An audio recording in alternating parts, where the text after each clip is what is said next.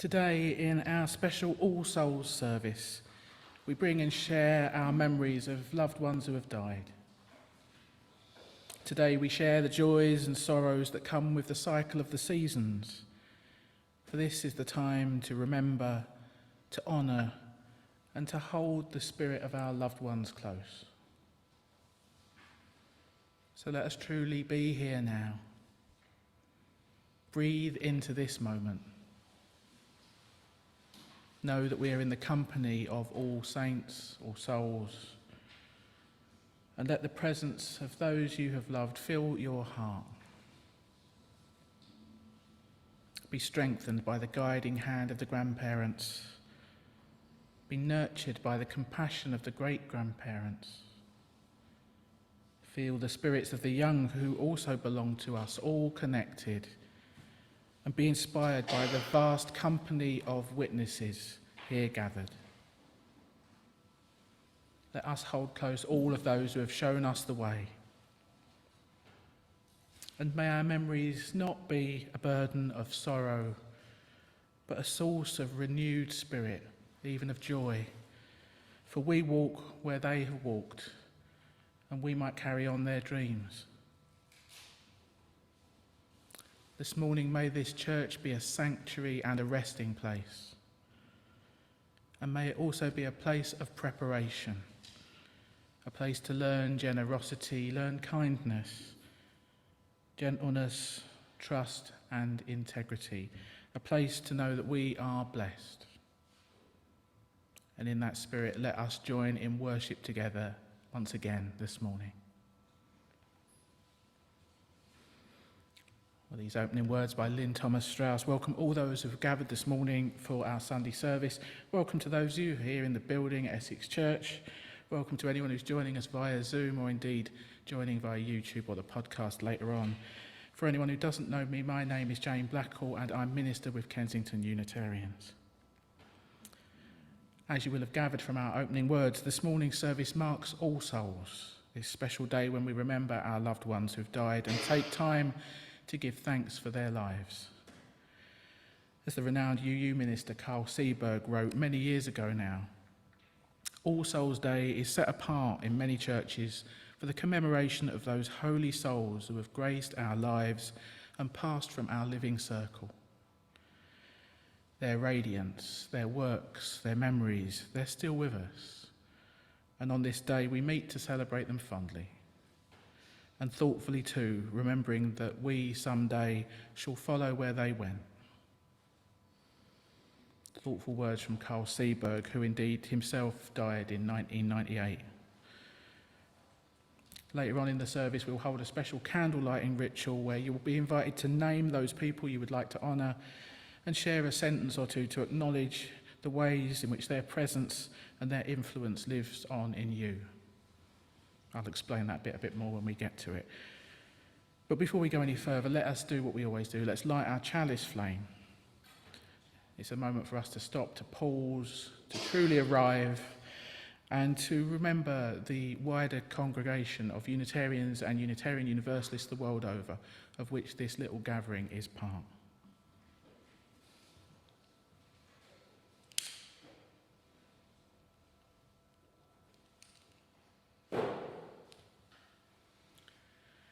As we kindle this flame, we honour and remember those who have passed into the mystery.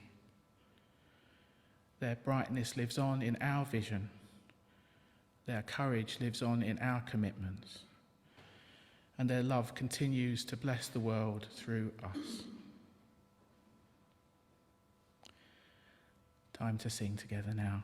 Our first hymn is number 191 in your green book, if you're in the building.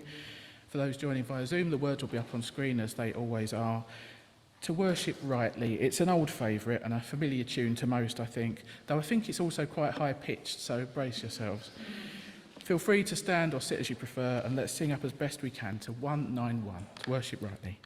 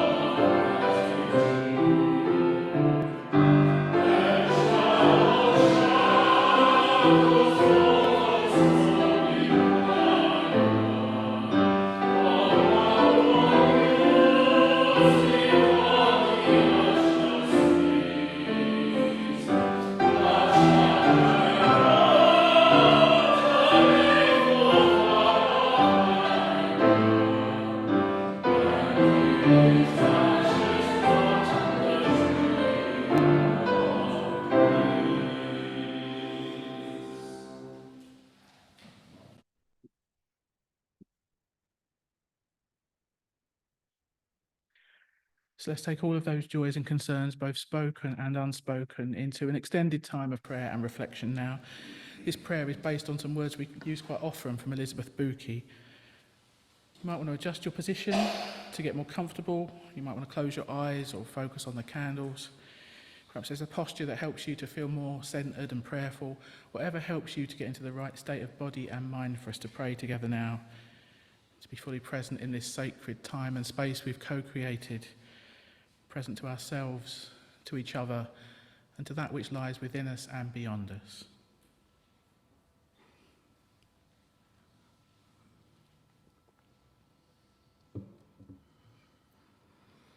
Spirit of life, God of all love, in whom we live and move and have our being,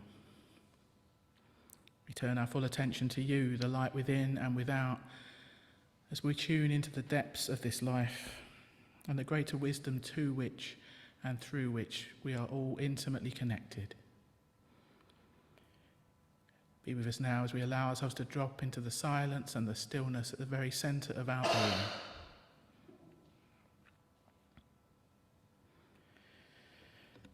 We gather in reverence and in thanks for you, ground of our being, source of all good. We're grateful for the gift of another breath, and for each precious moment of connection, of beauty and truth. Cry with us in our pain for our world. Remind us that we're loved just as we are. Remind us that we are connected with all that is. Remind us that we do not journey alone. Give us what we need for today and call us back to our promises, our commitments, our values. Help us to love ourselves and love each other, and to show that love in our actions. Make us instruments of justice, equity and compassion. Free us from all that is evil. Keep us from wrong. Let us declare that life and love are stronger than tyranny and fear, that a world of beauty and love is coming, and we must shape it together.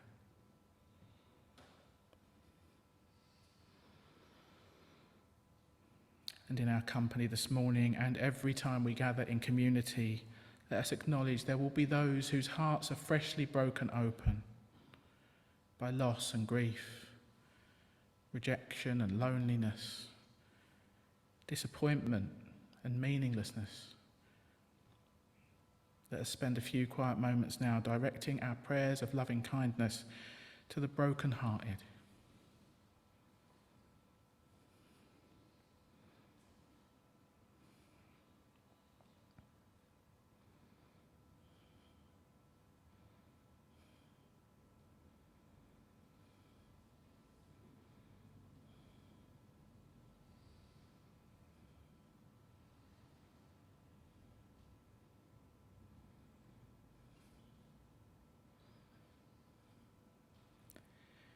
In our company this morning and every time we gather in community, there will be those whose hearts are full and overflowing, buoyed up by the beauty of nature and culture, uplifted by family and friends. So let's spend a few more quiet moments directing prayers of thanks for all that is truly good in our lives.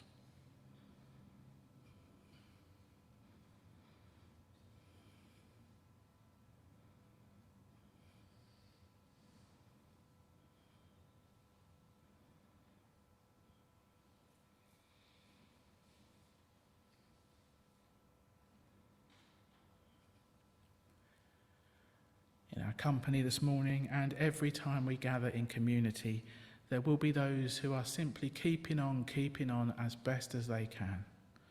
Their hearts a blessed, messy mix of all life's complicated emotions. So let's spend a further quiet moment asking for what we most need to face life's ups and downs.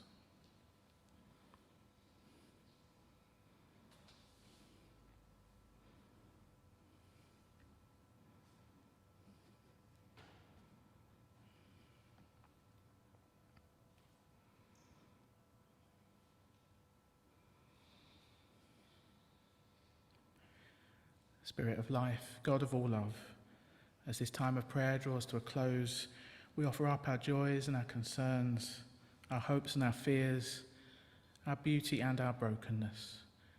And we call on you for insight, healing and renewal. As we look forward now to the coming week, help us to live well each day and be our best selves, using our unique gifts in the service of love, justice and peace. Amen.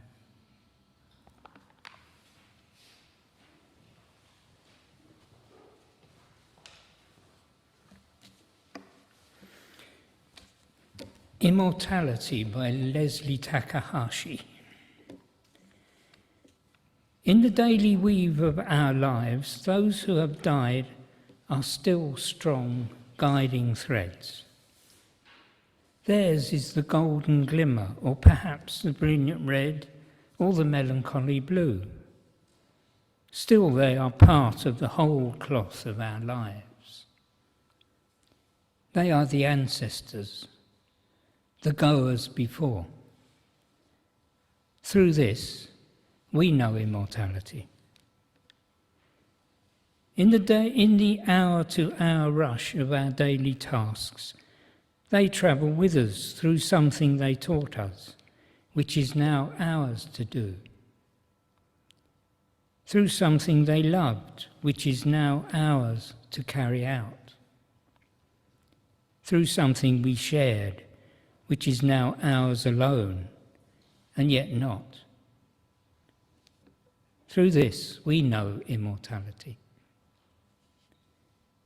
In the minute-to-minute grasp of where we are, we remember the joys our departed gave us, which opened us up to hope. The sorrows we knew together, which taught us strength. The life shared, which is now ours to steward. Through this, we know immortality. In the second-to-second pulse of life, we sense the spirit of those we have loved and lost. This presence is too shy for naming, too amorphous for full knowing, and yet as real as the days we shared. Through this, we know immortality. They are more than remembered, they are memory itself. For what we love lives on in the way our beloved dead accompany us through our life. Their words and wisdom our guide, their humour our relief. Their restless concern for the world our charge. Through this, we know immortality.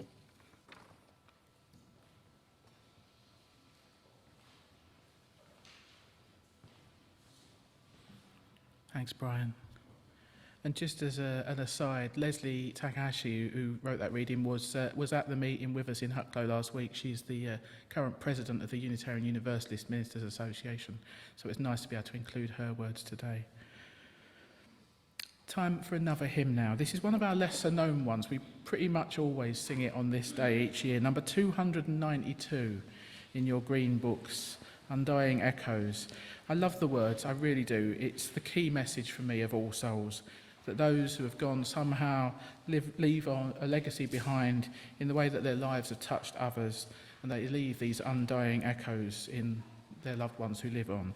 It's only a short hymn. I'm going to ask Andrew to play a verse through in full before we sing. Hymn number 292.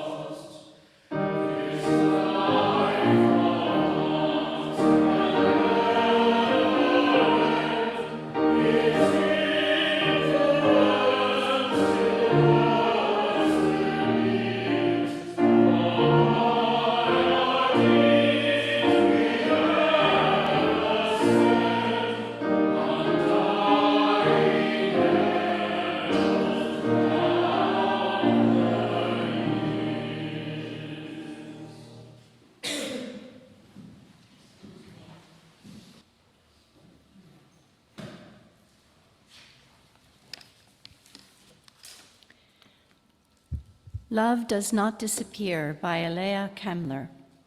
This piece by Unitarian Universalist minister Elia Kamler opens with some prayerful words by Molly Hausch Gordon. Mysterious source of love moving within and between and among us, upholding and connecting all, the living, the dead, and the generations yet to come. We give thanks for the web of all creation, strands interwoven, and for the gifts of love which can never be ungiven or unraveled. Elia Kamler continues, in the 18 years I've served as minister of a small-town congregation, I have led 96 memorial services, most for people I have loved. I didn't realize how much the death would hurt. The longer I stay, the deeper I love, and the more I grieve. This seems so obvious, but I was surprised by it. Another surprise has been how our beloved dead seem to make themselves known, how they seem to linger with us for a while. Once after a memorial service, everyone left the church and gathered on the sidewalk in the sunlight on a still summer afternoon. As we stood there, a huge gust of wind blew down the street. We could see it coming, almost like a tumbleweed. For maybe 5 seconds, the wind was all around us and over us. We turned and watched the gust blow down the street, and then it was completely still again. There she goes, someone said. Another time, I was about to lead the memorial service for a man who had shared a love of butterflies with his wife. Their home was filled with images of butterflies, and we had put a photo of one on the order of service. As I stood at the church door, a huge orange and black butterfly flew near. It circled me 3 times, above my head, around my shoulders, at my knees, and then flew away. When I told his wife about it, she nodded. Butterflies have been around me since he died, she said. Last spring, a beloved elder died who believed he would be reincarnated as a red-tailed hawk. I told the congregation about his death at Sunday morning services. I had taped a picture of a red-tailed hawk on the front pew where he always sat.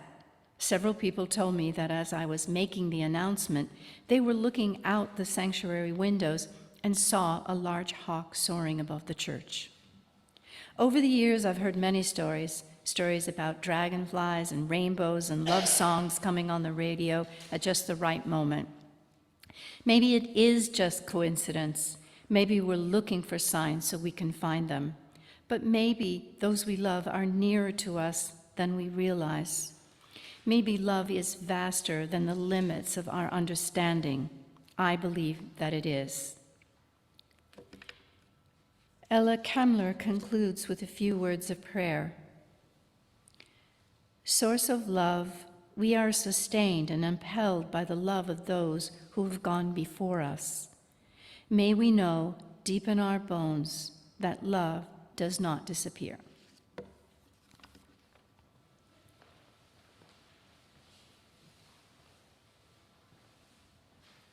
Thanks, Julia.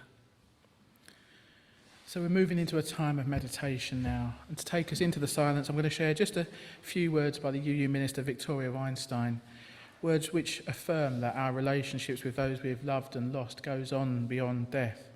whilst also acknowledging the often complicated relationship we might have had with those who died. After these words, we'll have 3 minutes of silence, which will end with the sound of a bell, and then we're going to hear some music for continued reflection. So again, do what you need to do to get comfortable. You might want to have your feet flat on the floor if that helps you to feel more grounded. As I always say, the words are just an offering. Use this time in the way that works best for you. So some words from Victoria Weinstein. There is no need to end our relationship with our dead, for they are still ours to struggle with, to learn from, to love. There is no timeline for grieving them, and there is no finitude to loving them. Through time, as long a time as it takes, we take their dreams and their desires, their issues, and integrate them into our own. We make use of whatever hard-won wisdom they were lucky enough to gain while they lived. We continue to forgive them if forgiveness is called for, and we continue the work of their hands. There is no need to end our relationship with our dead, for they are still ours to struggle with, to learn from, to love.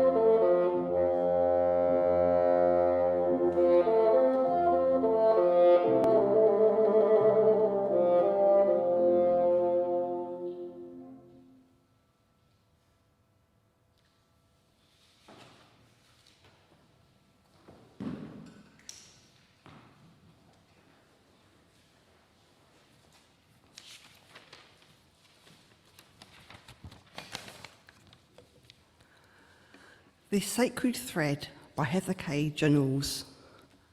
I invite you to join in with a responsive reading, which leads us into our time of sharing and our candle lighting ritual for All Souls. It's on your hymn sheet if you're here in the building, Essex Church. The words will also be on screen at home. Please join in with the words that are printed in bold. They once dwelled among us, the people of memory. They who knew us, they who taught us, they who hurt us, they who loved us. They touch our lives time and again through their presence and their absence, through familiar scents and favourite songs, through old stories and renewed sorrow. As the earth turns and leaves fall, we reach back to renew the bonds between us. With hearts and hands open, we hold on to love, ever stronger than death. We reach back in gratitude and understanding. Without our time together, the pain and the joy, we would never be who we are today. We would have little to pass on ourselves. Without fear, with thanksgiving, and with hope for all that awaits, we remember those who have gone before. We honour the circle of life and death and our place within this sacred thread.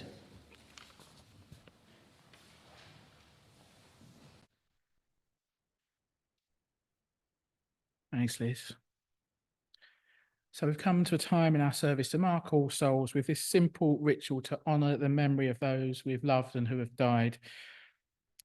The UU Minister Christine Robinson says, at this darkening time of the year, our thoughts turn to things past, to life retreating, to those who are no longer with us. Images come to our mind of our dear companions who once graced our lives, loved ones who we missed, people who have made an impact on our lives, of all those who are here, who are contributing and caring and who are now gone. Our memories bring both joy and sadness, and let us not push either feeling away, for our recollections attest to the enduring importance of these friends, this love, our memories. May these brave and lovely spirits live again in our tender thoughts and prove that death and distance are powerless to sever the bonds that connect truly loving hearts. We've got about 10 minutes or so for this ritual. We are running a bit long, but I don't want to rush this. So if you have to go at 12, you go with our blessing. I'm just warning you, it might run a little long. We'll do it similarly to Candles of Joy and Concern. I'll come to the people in the room first, and then we'll go over to the people on Zoom in a bit. It's always an invitation rather than an obligation. There's no pressure to join in if you don't want to, but everyone is welcome to. By default, we leave this bit in the recording of the service, but if you want to participate and not be in the video, just let me know and I'll cut it out this afternoon before it goes anywhere else. I think that's all I need to say. So when you're ready, you can come up to the microphone, and maybe you'll want to light your own candles for this bit. If you need me to help, I certainly can. The invitation is to speak the name of the person you want to honour, and then no more than a sentence or two to acknowledge and honour the ways in which their presence, their influence lives on in you. You're welcome to light candles for more than one person. I have got more in reserve if we use all the ones on the table. But be aware of how long you're speaking so that everyone who wants to join in can. And we can always share more of these stories over tea and cake after the service. I'm going to get us started. I'm going to do 4, which even that feels a stretch. To my dad, who died just this year, Albert Blackall. It may be too soon to say what I'm carrying on of him, but we can say kind of assertiveness, shall we say. My mum, Mary Blackall, who died in 2011, I think I take from her a sense that we can make things happen. Simon John Barlow, my dear friend who died in 2008. From him, I carry on a sense that if you've got a gift to share, you will find a way, even if you're not normal. And we mentioned her last week, Patricia Walker-Hesson, matriarch of this congregation, who gave me such a great commitment to this church and to the Unitarian movement. I'm also going to light one on behalf of Andrew, and that candle is for Robert Presley.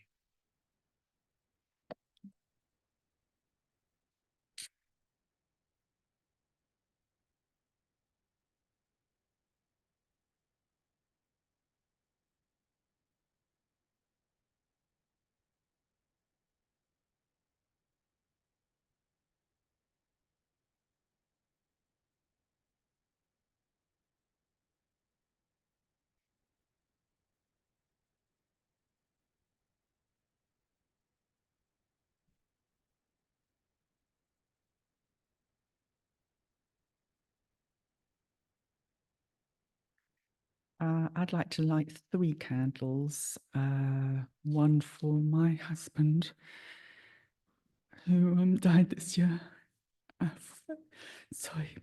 30 years of companionship. I miss him every day. For my father, who died in 2018.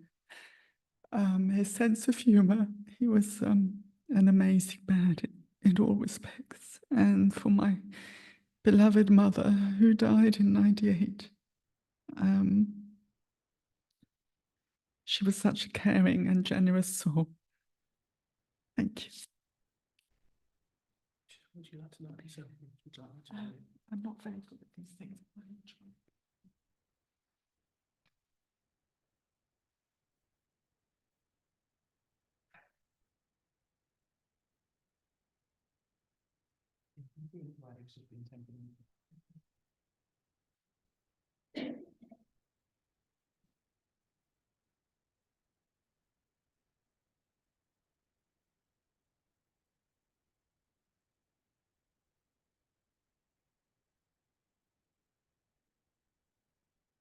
You can hold it on.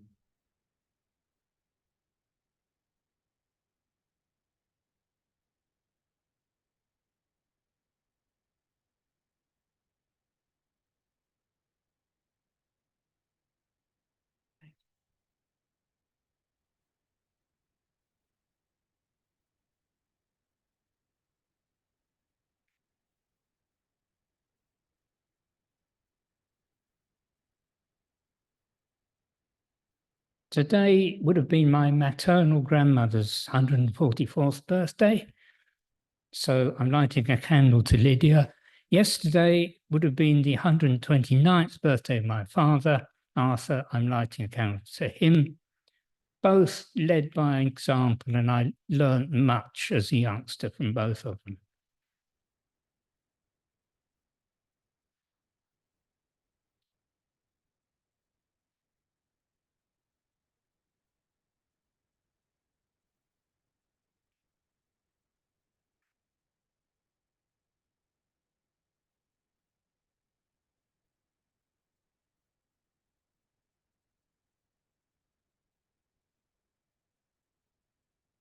I can bring a microphone to John if you'd like.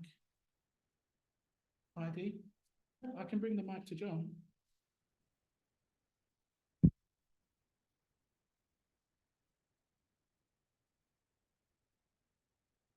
Thank you, Jane. I'm moved to remember the life of 2 aunts who lived together. They were throughout the First World War and after. And they both did so much for me. Sure, of course, I didn't fully appreciate it at the time, but I do now. God bless you, dear Aunt Nell and Aunt Sis. Thank you, John.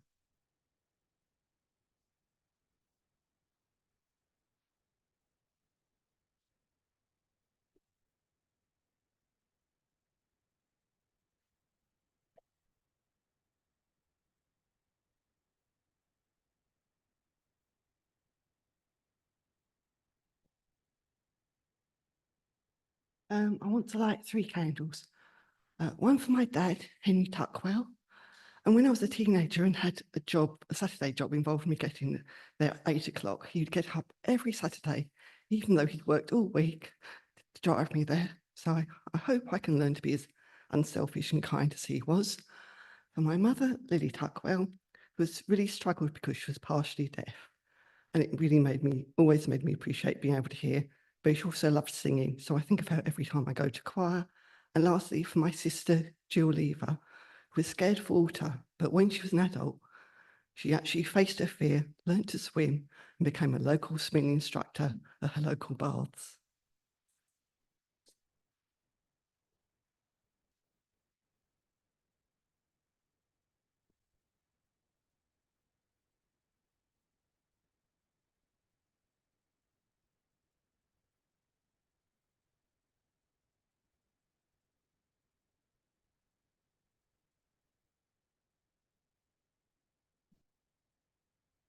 Hello, I'd like to light 3 candles.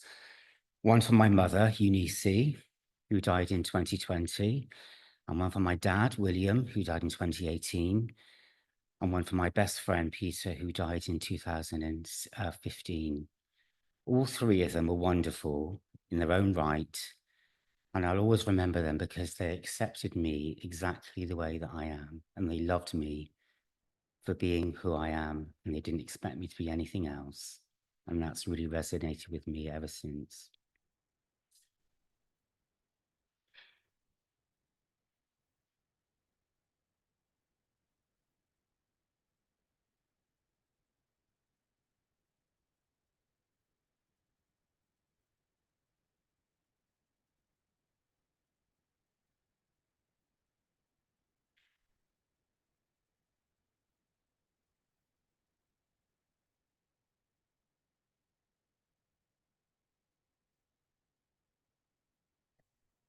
Hello, I'm so happy to be back. We've been gone for a long time. I want to remember 3 people. My father, who was the wind beneath my wings. He gave me so much ambition.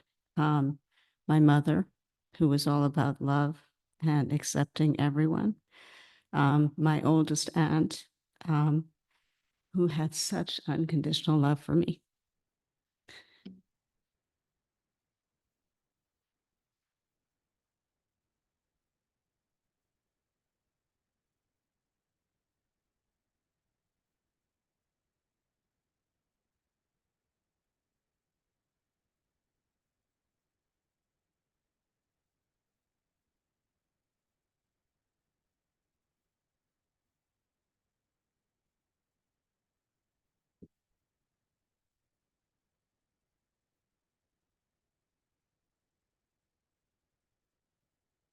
I'd like to light a candle for Nancy Allison Nist, my twin sister. I've been fortunate in many ways in life, and one of them was by being a twin.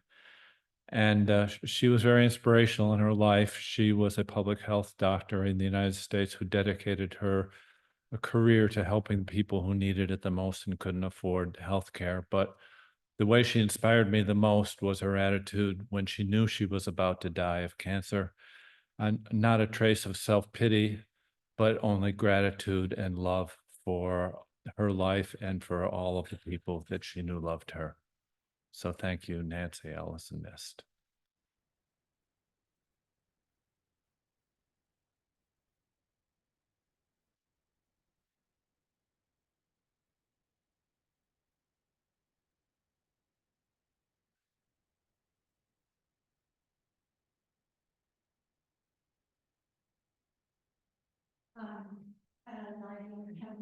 Sorry, can you come to the mic so that people can hear you? I thought my voice was. The people at home won't hear you. Oh, the people at home. Okay. I'm lighting 1 candle for 2 people today. One for my grandmother who stepped in to take care of me when my parents couldn't when I was very young. And one for my sister Beth, who was a great friend to me always.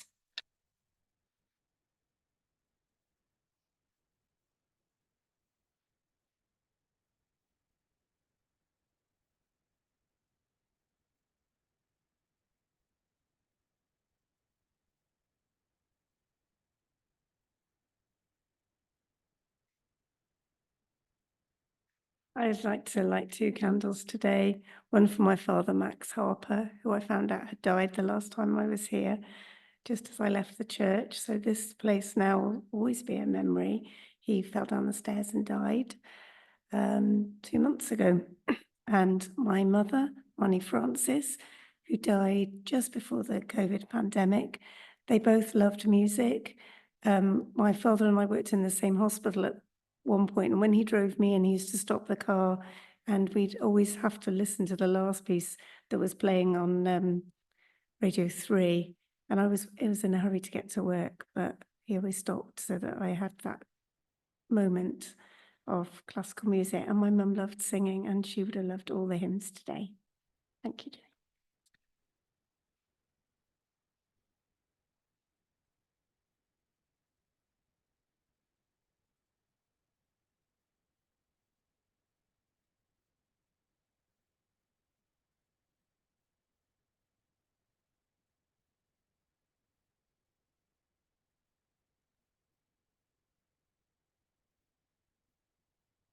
Are there any more candles that want to be lit in the room?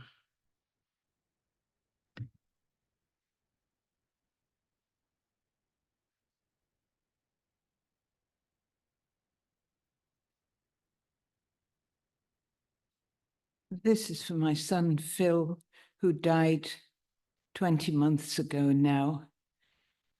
And yes, I remember we had quite a struggle of a life, really. I'll tell you one thing. When he first came to live with me, he had a great passion that he wanted to be a bodybuilder. And I, for one, thought it would be pretty horrible to see my very attractive looking son all swelled out. And so we had a disagreement about that. And we had many other disagreements. And in the end, we did form a good relationship. And he gave me a very large card at one stage. I think it was for Mothering Sunday.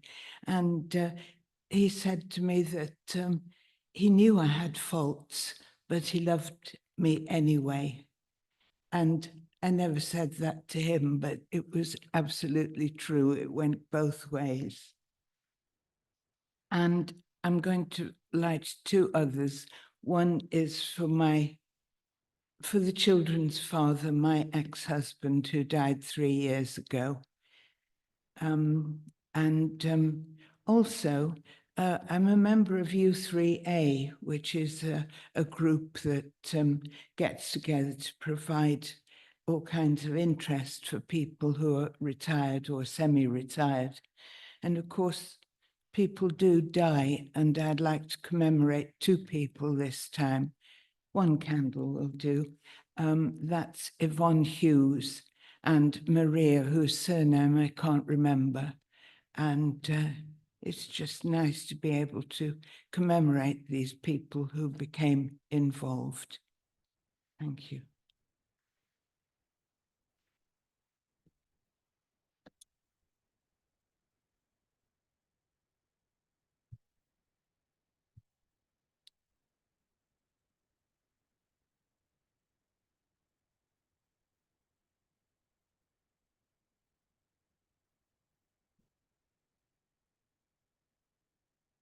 Any more in the room? You thinking about getting up? Do you want to light some candles? Yeah.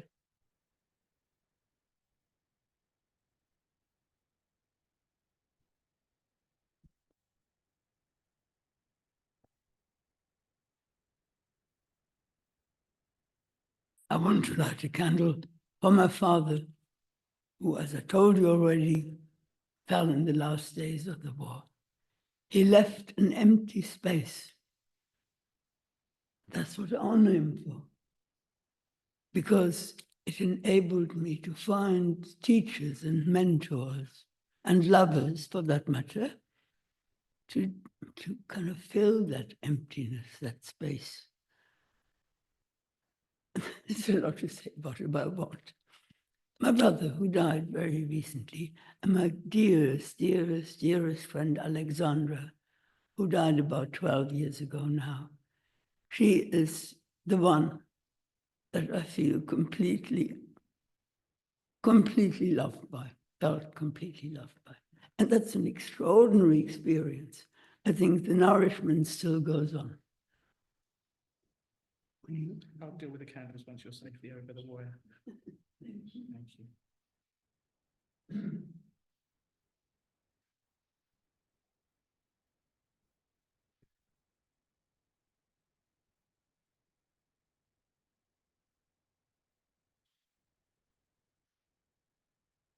Before we move on to the people on Zoom, last week Janine isn't able to be here today, but she reminded me that whenever we do a ritual like this, you know, those of us who have been at the church any length of time will remember many people we have loved and lost that have come through the doors. Janine particularly wanted me to mention Caroline Blair, but there are so many others we could name. So I'm just going to light one candle, that to be for all of the members of the congregation we might be thinking of.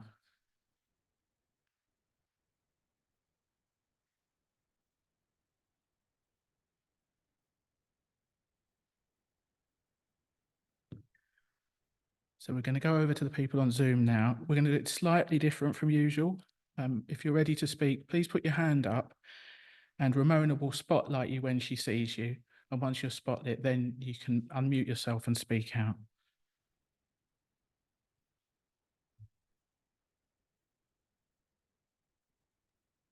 Hi everyone.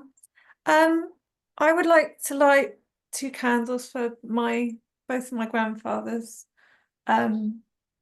My paternal grandfather, I'm kind of really mindful at the moment that they both fought in wars, and that they were both very, very quiet forces in my life. I kind of grew up going to family gatherings with very chatty, talkative women and very, very quiet men. And I didn't really realise until later conversations with kind of the people of my parents' generation, their children, how much PTSD there was in my family from different different life experiences. So I'm finding out how to bake a pavlova, which was the thing that my mum's dad used to do when we had a family gathering, presumably so that he could go off and be quiet by himself. We were always told that the pavlova was a very secret family recipe that no one could find out, and that meant that no one could be in the kitchen with my papa when he was making it. So I'm going to try and find out how to make one, and I'm going to try and make one this week in honor of him. He was in Burma. He drove trucks around in Burma. And then the other candle is for my dad's dad, who was born somewhere around the turn of the century, and went off to fight in Spain. He was part of a kind of a group of Welsh men who went to fight in what we call the Spanish Civil War. And I think all the time about the level of solidarity that he must have felt to cross over to Europe and go and fight in a war that our government at the time was specifically telling people not to go and fight in. And I'm just more awed by that every year that passes. So although he was very quiet in my life, and I can't even remember ever hearing him speak, when we used to go and visit him in a nursing home as kids, my grandma, his wife, used to do all the speaking, and he used to smoke a pipe and be very quiet. I know from my dad that he spoke fluent Spanish because of his experiences, and that he also spoke fluent Welsh. So every year, this time of year, I pick those languages up on Duolingo and try and keep them going as long as I can. Thanks, Karen. Is there anybody else on Zoom that would like to light a candle?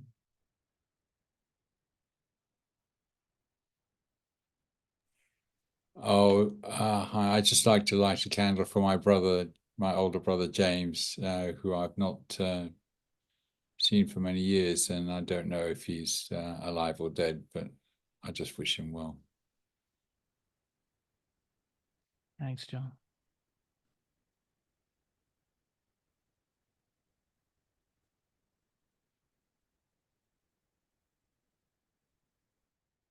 Any more before we bring this to a close?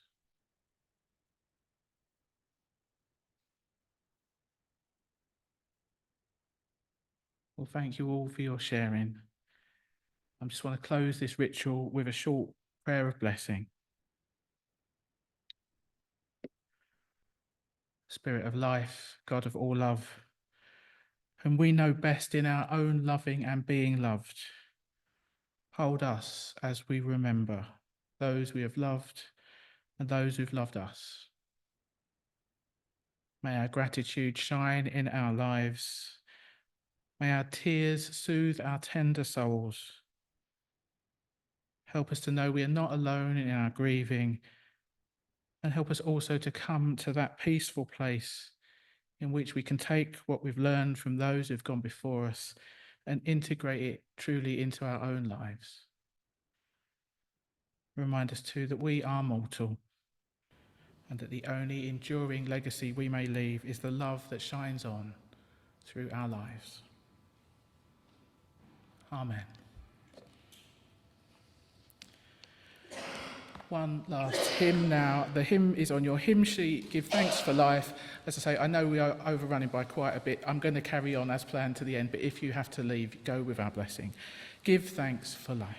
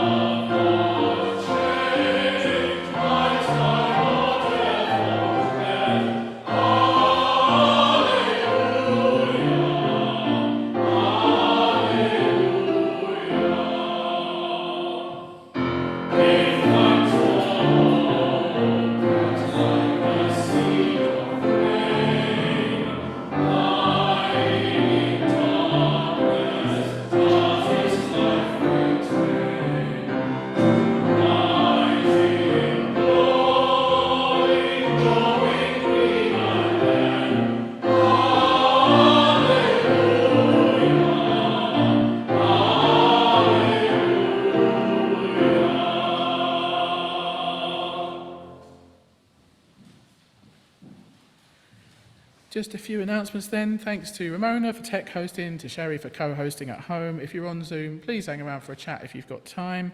Thanks to Brian and Julia and Liz for reading. Thanks to Holly and Andrew for music and Benj for our singing support. Hannah for greeting, and Julia has already gone out to put the kettle on. We've got plum, hazelnut and chocolate cake in the room next door. That's just for starters. If you want more cake, you have to stay for singing. This is our bribery. Gaynor, do you want to say a few words about Many Voices? Thanks, Jane. Yeah, good. Just briefly, because there was a beautiful service, but people have got places to go. If you haven't got places to go, Jane kindly hosts our Many Voices, LGBT, and everyone else. We're very welcome. It's between 1 and 2:30. Members of Kensington Unitarians do not have to pay. Other people do have to pay, but it's hopefully affordable. Today we have this most wonderful teacher, Val Regan, who's come down from Sheffield. She's a great friend of Many Voices. She's a wonderful woman. She's written all sorts of musicals about very famous people, and I can't remember, but if you look her up, Glenda's Garage or something. Yeah, Gwenda's Garage. She's fantastic. She's probably already here, so I hope she's not listening to me bumble this. But you're also welcome. If you've never been before, do stay. If you want to ask me anything about it over the cake, that'd be great. What's the cake? So if you stay for Many Voices, you get a shot at the lime berry drizzle. So it's good fun, isn't it, Tim? It's very much singing for fun, so not, you know. Okay. Tonight and Friday at 7, we've got our regular Heart and Soul Contemplative Spiritual Gathering online. That's another way to know people more deeply. And this week's theme is playtime. Sign up with me if you want to come along to that. Brian is leading the poetry group in person on Wednesday. Have a chat with Brian if you want to know more. Let him know what poems you're going to bring and share. Heidi and John are hosting a book launch on the 24th of November. Do you want to say something about that, Heidi? Yes, Can you come to the mic so that people can hear you?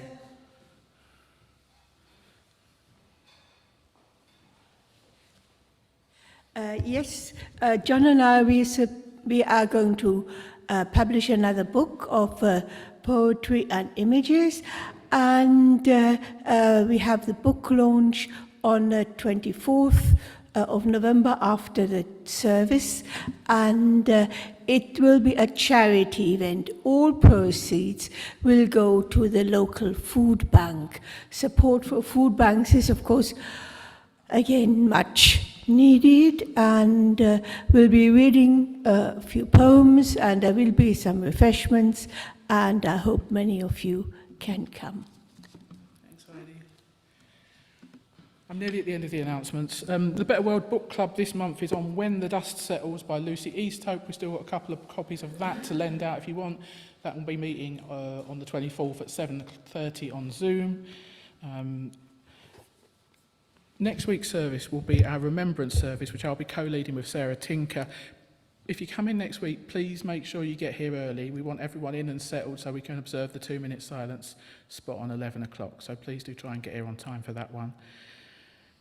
Looking far ahead in the future, in December we've got a tea dance on the 22nd of December. Please put that in your diaries and come along for a last fun hurrah before Christmas.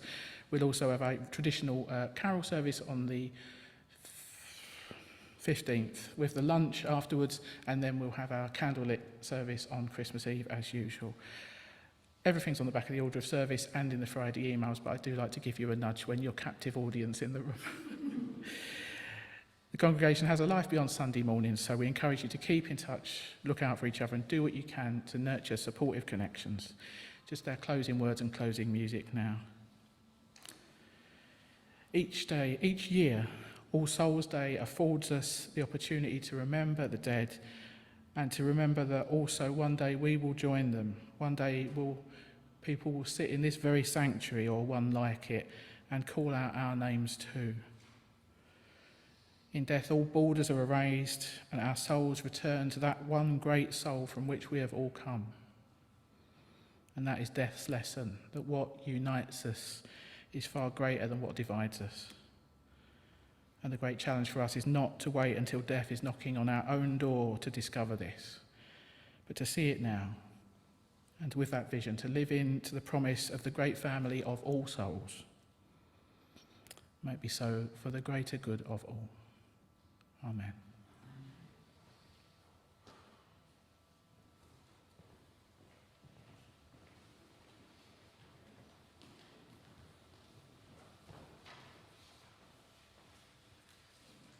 Thank you.